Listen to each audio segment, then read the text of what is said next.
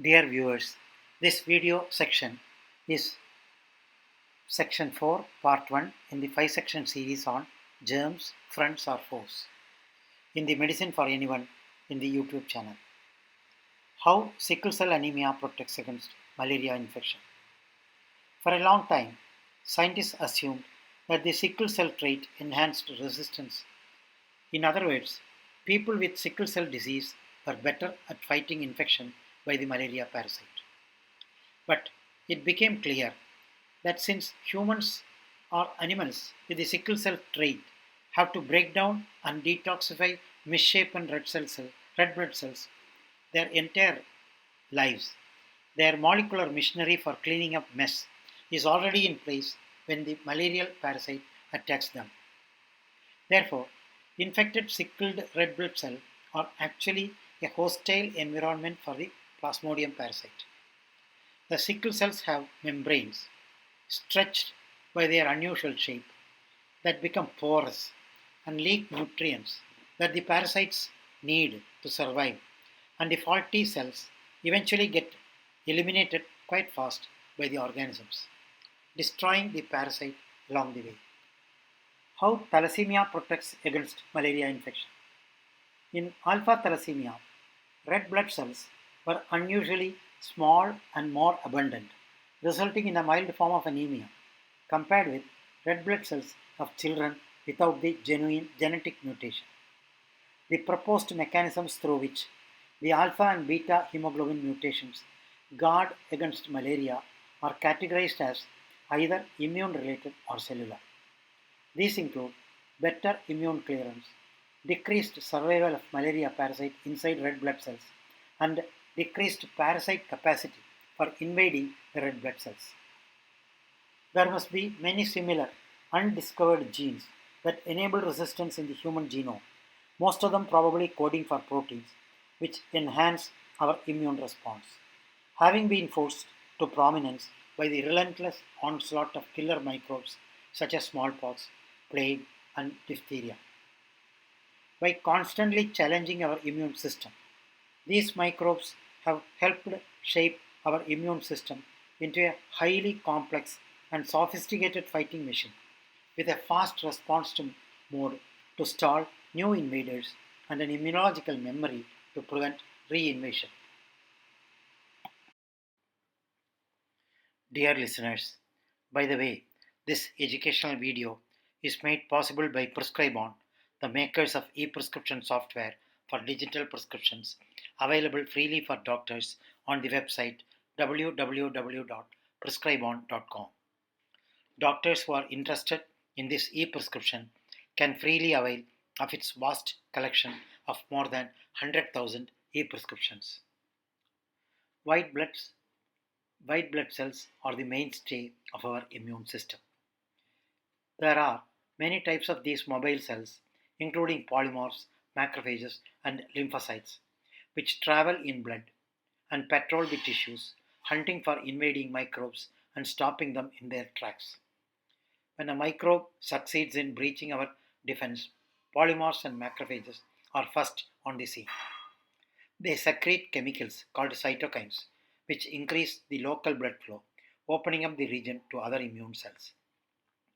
This produces the red, painful swelling typical of an inflamed area, and also the non-specific flu-like symptoms, fever, headache, and muscle ache and lethargy we experience at the start of most infections. Macrophages. These are large amoeba-like cells that engulf and digest invading microbes.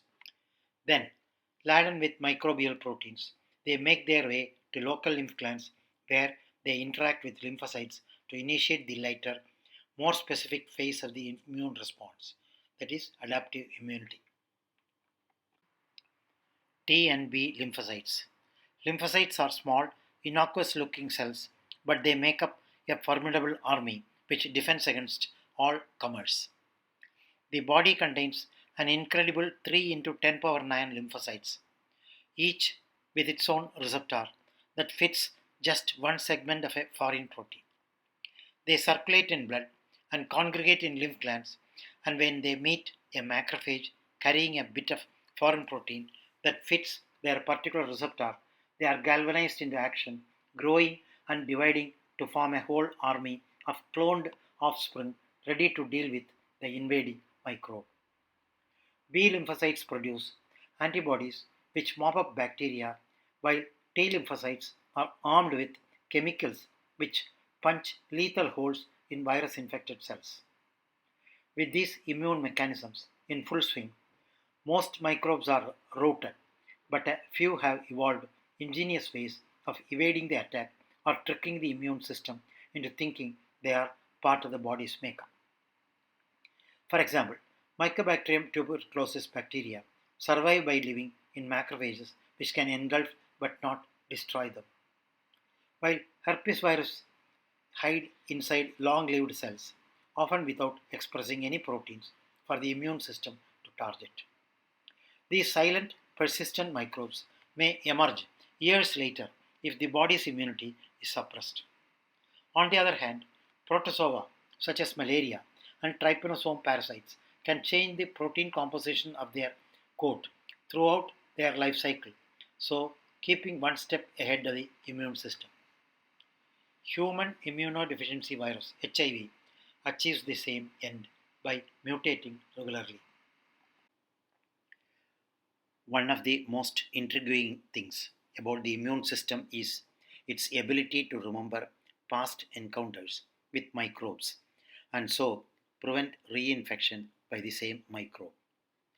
This is achieved by retaining a few microbe specific memory lymphocyte clones, the so called T lymphocytes, after an infection is cleared, so that they are ready to respond rapidly at the next encounter.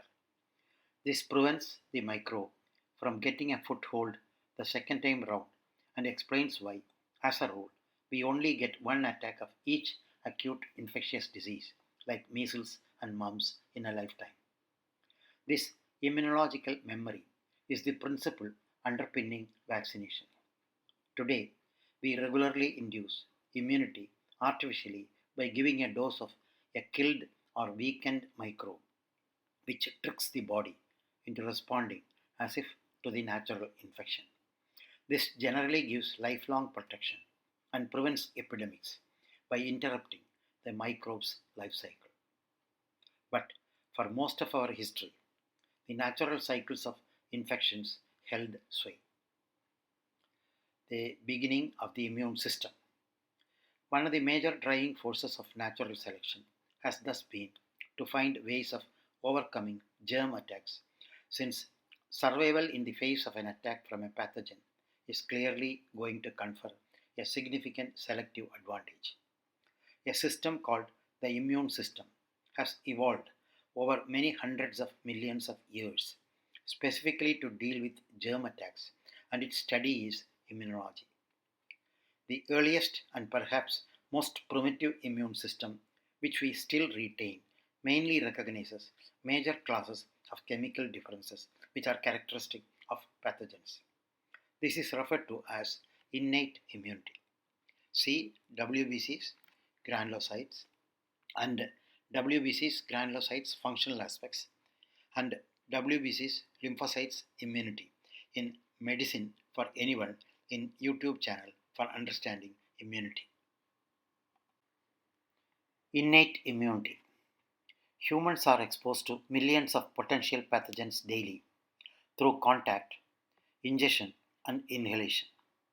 Our ability to avoid infection depends in part on the adaptive immune system, which remembers previous encounters with specific pathogens and destroys them when they attack again. Adaptive immune responses, however, are slow to develop on first exposure to a new pathogen, as specific lymphocytes have to become activated and expand. It can therefore take a week or so before the responses are effective. By contrast, a single bacterium with a doubling time of 1 hour can produce almost 20 million progeny, a full-blown infection in a single day. Therefore, during the first critical hours and days of exposure to a new pathogen, we rely on our innate immune system to protect us from infection. Innate immune responses are not specific to a particular pathogen in the way that the adaptive immune responses are. They depend on a group of proteins and phagocytic cells that recognize features of pathogens and become quickly activated to help destroy invaders. Whereas the adaptive immune system arose in evolution less than 500 million years ago and is confined to vertebrates. The innate immune responses, the forerunner of the adaptive immune system, has been found among both vertebrates and invertebrates, as well as in plants. The importance of immunology is reflected in the number of Nobel Prizes, at least 10, given for discoveries in this field, starting from when they were first given at the very beginning of the 20th century.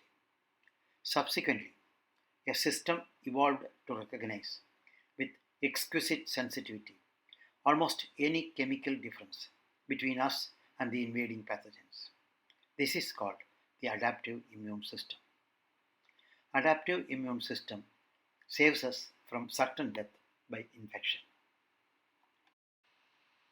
An infant born with a severely defective adaptive immune system will soon die unless extraordinary measures are taken to isolate it from a host of infectious agents, including bacteria, viruses, fungi, and parasites.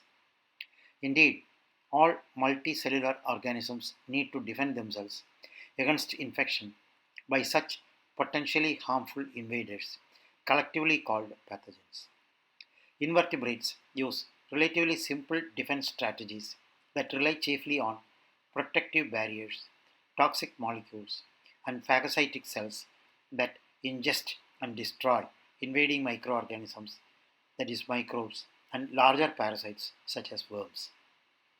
Vertebrates too depend on such innate immune responses as a first line of defense, but they can also mount much more sophisticated defenses called adaptive immune responses.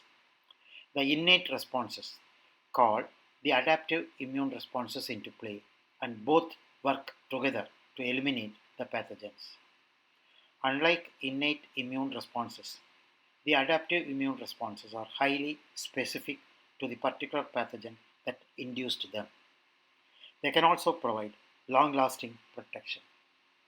A person who recovers from measles, for example, is protected for life against measles by the adaptive immune system, although not against other common viruses, such as those that cause mumps or chickenpox. Autoimmune diseases. Sometimes the immune system does not function properly and itself causes disease, a situation known as autoimmune disease. In autoimmune disease, the immune system attacks the healthy cells of organs and tissues by mistake. There are more than 80 types of autoimmune diseases. They can affect almost any part of your body. For example, alopecia areata is an autoimmune disease of the skin that causes hair loss. Autoimmune hepatitis affects the liver. In type 1 diabetes, the immune system attacks the pancreas. And in rheumatoid arthritis, the immune system can attack many parts of the body, including the joints, lungs, and eyes. So, dear viewers, this is the end of video section 4, part 1 in the 5-section series on germs, friends or foes in the Medicine for Anyone in the YouTube channel. Thank you for watching.